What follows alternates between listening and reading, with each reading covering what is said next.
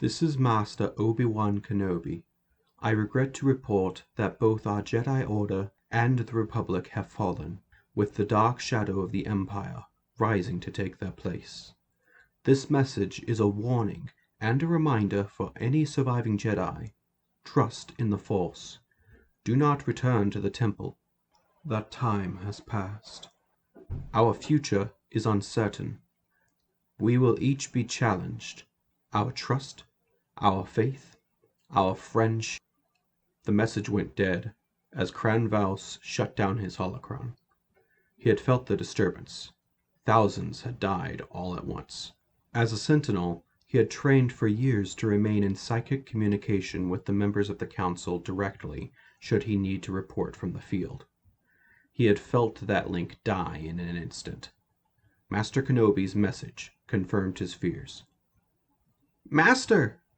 Yulan Kor, Cran's apprentice, cried out from his sleep. "What is it, Yulan?" Cranvaus, a Keldor, said through his respirator.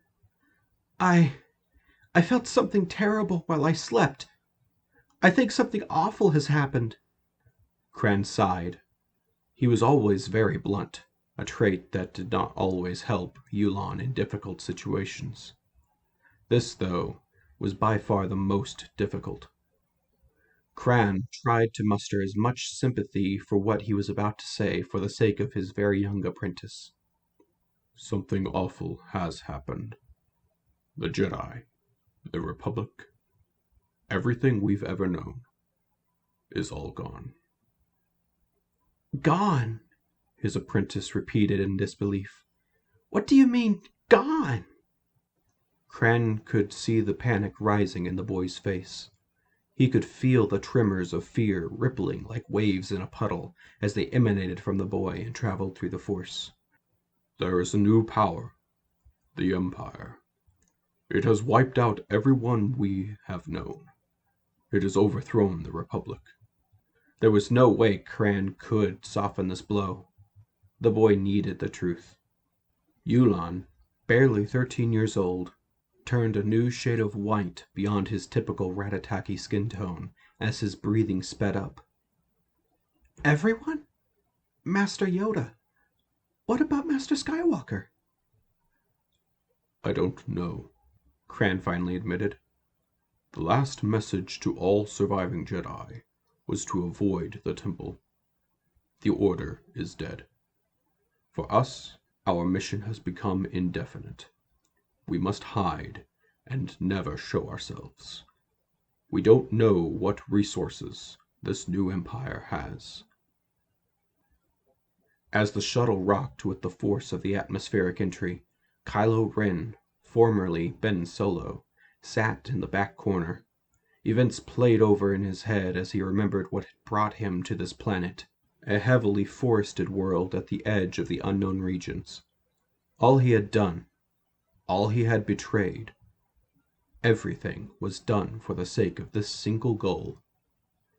This world had formerly been the site of a major battle between the Galactic Empire and the newly minted New Republic. Now, 30 years later, the forest had overtaken any signs of that chaos which had ensued. Now, it was simply another point in his search, another objective on the path to him completing his quest. The landing light flashed green, prompting the troopers in the shuttle to stand, each arrayed in a brilliant armor modeled after the early designs of the Mandalorian Crusaders.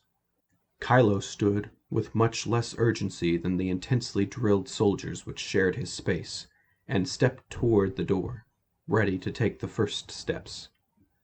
Most considered it odd that he, a knight of the Order of Ren and officer within the First Order, would choose to ride alongside the common soldier into battle. The troop shuttles were robust, but they also had a terrible record against even meager anti-air fire.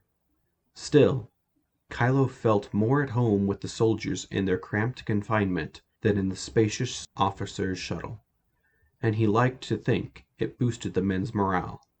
As such, he always made a point to push out first before the troopers he rode with. The door opened, and Kylo ignited his saber. As the bolts of plasma whistled toward him, Kylo deftly swung his blade in a large circular pattern, the classic circle of safety taught within the third form of combat. Blaster fire came and ricocheted off of Kylo's blade with a crackle as he proceeded, the troopers behind him providing cover fire. Within minutes, the resistance was quelled and the fighting stopped. Then came the Jedi, the reason Kylo was here. 3 Jedi, 2 in brown robes, and the third, the leader, in standard civilian clothing, all came forward. All 3 were human. Kylo looked the leader down as he stepped forward. Lor San Tekka, a friend of Luke's. If anyone knew where the Jedi Enclave was, it was him. Kylo was amazed by the effect the passage of time had on the old man. Only in his 50s, he looked much older. The harsh wilds took their toll. Look how old you've become, Kylo said mockingly. Something far worse has happened to you, the old man replied without hesitation. Kylo scowled behind his mask, a crenellated helm modeled after the Crusaders of Mandalore, signifying him as the leader of the Knights of Ren. You know why I'm here, Kylo said finally. Tell me where the Enclave is. If you're asking me, then the Enclave is already farther than your reach can ever extend. A lesson in why students should always trust their masters. Another sting. Kylo began fingering the hilt of his saber as he toyed in his head with the idea of ending the old haggard. Enough of your platitudes. Tell me, or I'll rip it from your mind. There was no small amount of frustration in Kylo's voice as he spoke. The old man was undisturbed by the threat, however, holding his ground with a calm demeanor. Either way, Lor said, I'll give you no planet or star system. That was it. Kylo gripped his saber and ignited the blade as he swung out. The rising beam of crimson plasma gouged through the old man's core. The other 2 Jedi backed up in shock and drew their sabers. Kylo flicked a second switch on his saber, opening 2 vents and igniting quillins made of the same red plasma that composed his main blade. The sight gave his opponents pause, but the 2 Jedi charged in, trading blows while Kylo parried side to side, backpedaling while waiting for an opportune moment. Finally, one of the 2 Jedi made a mistake. Kylo saw the man to his left bring forward a downward strike, but his feet were off balance. Kylo blocked the attack and kicked the Jedi in the diaphragm, sending him back to land on his butt on the forest floor. Kylo wheeled, catching the second opponent's blade in the crux of his crossguard and pushing the violet lightsaber aside so that his crimson blade was inside his opponent's guard. This achieved, Kylo twisted his grip and, with a quick flick of his blade, severed the Jedi's head. The remaining Jedi, now recovered from being kicked to the ground, rushed in, furious with Kylo's slaughter. Kylo dropped his blade into a low guard, prompting the Jedi to strike high. The emerald blade struck air as Kylo ducked and sliced into the Jedi's gut. There was a moment of silence after the fight ended, cut only by the crackling of Kylo's unstable blade, until he extinguished it and hooked the hilt back to his belt. We're done here, he said, and turned back toward the shuttle. The troopers all filed in after him, and the doors were shut, and the shuttles took off toward the flagship. Kylo, again, was left in the dark corner with only himself, 12 mute soldiers, and his thoughts which took him to his past and how he had gotten here. A lesson in why a student should always trust his teacher. The old man's words echoed in Kylo's head, incessantly tormenting him, filling his mind with doubt. Kylo sighed and grimaced behind his mask as he fought to dispel the feelings and agitations, but to no avail. They never left. There was never peace. There was just noise. The access doors to the bridge opened with a hiss as Kylo walked onto the deck. The guards who stood at attention dipped their heads, as was custom when approached by a Knight of Ren. That resistance base was mine to take, Wren, Captain Forbos, the commander of the flagship Revenant, said as he paced importantly down the center walkway of the bridge. And were you going to take it on your 6th or 7th assault? Kylo asked snidely, ignoring the slight to his authority when the captain failed to call him Lord Kylo. I was busy working out a solution to dealing with the Jedi. They had been a thorn in my side on the previous assaults, but I had a plan to— 3 Jedi, Kylo interrupted. What happened the last time the Jedi were outnumbered by an elite force? The Jedi are no reason for your failure. Only a convenient and weak excuse. The captain looked Kylo down indignantly. You do not get to reprimand me on my ship, Wren. You may have a fancy title, but that means nothing here. On my ship, all you have is a— That was it. Kylo clenched his fist, choking the captain before he could finish his thought. What I have is the ability to kill you with a thought, and a host of knights on your ship who are ready to make anyone turn the other way while I slowly strangle the life out of you. Consider that, Captain, the next time you want to throw your rank around. And don't cry to me when I and my troops are the ones getting your job done. You want results? You want the glory? Do the job yourself and get it done right. Kylo, after he had finished speaking, released his grip, dropping the captain, who collapsed to his knees, coughing and clenching his throat. Kylo turned to leave before the captain could recover, then looked back one last time. The next signal came from Jakku. That is our next target. The Lord of the Order of Wren left, his cloak waving in the sudden rush of air caused by the opening of the bridge access port. The doors slammed shut behind him, leaving the bridge silent as the captain regained himself. You heard him. Plot the course for Jakku. The sun beat down on the crashed Executor-class Star Dreadnought at the height of summer in the northern wastes of Jakku's barren desert. The only shelter was inside the Durasteel behemoth's aging interior, an interior which was slowly being scavenged for parts by a young girl. The girl, Rey, hung from a fuel line, looking down the chasm she was working desperately to avoid falling into.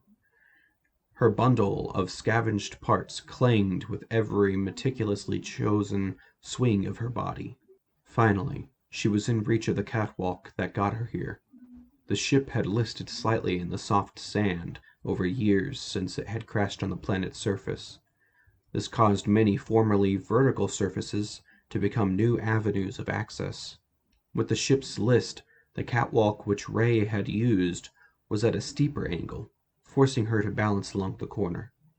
This was a menial task, as she had always had an impeccable sense of balance, even from a young age. It took her several minutes to navigate the remaining crevices and corridors in the tilted hulk, but she finally reached her exit. The sun peered through the vast opening of the rightmost primary engine of the fallen vessel, glistening off the sand-polished Durasteel armor of the engine's interior. The reflection was almost blinding. Rey donned her goggles, salvaged from a crashed Y-wing, and descended the massive wreck down to the dune upon which the engine rested. Even from here, Rey could clearly see the settlement, Nema Outpost, where she would trade her salvage for rations. She grabbed one large object from her satchel, a still intact thermoregulator, and thumbed away a bit of dust. The metal was still pristine, protected from the elements by its resting place deep within the depths of the wrecked behemoth. This one part would certainly be enough to impress Unkar Plutt, the local junk boss. It needed to. Rey had gone too long without adequate rations, and was now beginning to feel her stamina waning each day. She needed a better life. She needed a way out of Nema. Maybe off Jakku entirely. Hey guys, so a couple things. First of all, this is going to be completely unscripted. This was made a couple hours after I finished recording this video. I wanted to say also, consider this video a reboot of the channel. I will not be deleting the content before, because for newcomers to the channel, I want them to know where I came from. But for those of you who have been here, the 20 or so who are subscribed, and I'm fairly certain that you probably are subscribed simply because you forgot that you were. Even so, thank you. But for you who have been here, the background information, the history, the anthology, that may still happen. But I want to primarily do narrative. I may include background lore if there is demand. I know there are some people who love and just devour lore. I'm one of those people. I love lore. And I know there are people who just want to enjoy a story. So if there is enough demand, I may include videos concerning the lore. For this series, they're rewriting the sequels. But also when I get around to it, because I do want to do it. It's what inspired content for this channel. Earth and Star Wars. I want to get back around to doing that. I may include lore, the history of how Earth incorporates into the Star Wars galaxy and whatnot. But I also want to get into other fandoms. Obviously fandoms that I know about, because you can't really write a good fan fiction without knowing about the fandom. But I also want to do some original content, maybe, in the future. But I know that will only come with notoriety, and notoriety comes from giving people what they want and then giving people what I want. So yeah, I'm looking forward to where this goes. And hopefully you are too. Hopefully this episode has whetted your palate for what is to come, and hopefully you enjoy everything I release after this point. Don't expect a very steady schedule. We are moving soon. We're moving within the next month, so I'll be picking up more hours at work and whatnot. So I will my ability to write and record regularly will be diminished. But I do want to try to make some form of steady content. And yeah, beyond that, there's not really much else I wanted to say.